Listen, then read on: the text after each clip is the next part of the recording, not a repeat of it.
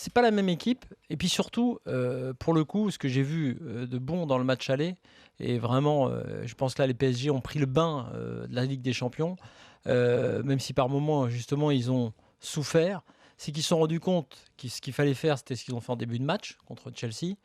Puis après, quand ils ont vu que Chelsea pouvait être dangereux, ils ne s'attendaient pas à ce que Chelsea soit aussi bon, ils ont repris un petit coup de moins bien. Et là, pendant 20 minutes, ils ont souffert. Et la deuxième période, ils ont vraiment été à la hauteur. Tu penses Et- vraiment qu'ils ne s'attendaient pas à ce qu'il soit aussi bon? Ouais, je pense qu'après 20 minutes, je pense qu'après 20, Non, les puis 20 t'as quelques défaillances individuelles aussi. Je veux dire, Thiago Silva, il fait le match le plus pourri de l'année hier non, soir, par exemple. et donc, sur le match de Chelsea, je pense qu'ils savent exactement à quel niveau ils doivent être. Je pense justement que s'ils ont perdu hier, outre les absences, c'est parce que certains, c'est très dur. Et là, pour le coup, je le conçois totalement. Tu vois, je suis beaucoup plus,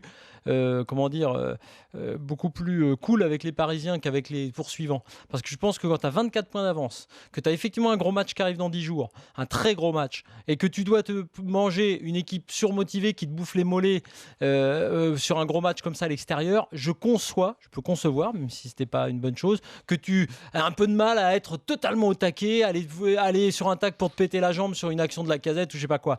Donc je pense que non, ça n'a rien à voir avec le match de Chelsea. Je pense que à la limite, ce qui est plutôt pas mal, c'est que le fait qu'ils aient perdu fait qu'il n'y aura pas en tout cas de côté on est sur un nuage, on gagne tous les matchs avec 4 buts d'écart. Donc c'est la seule piqûre de rappel. Donc à l'inverse, je pense pas que ça leur fera du mal.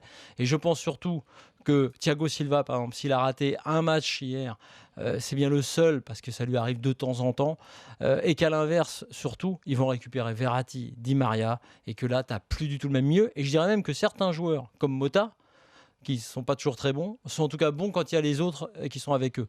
Donc, moi, je suis plutôt confiant.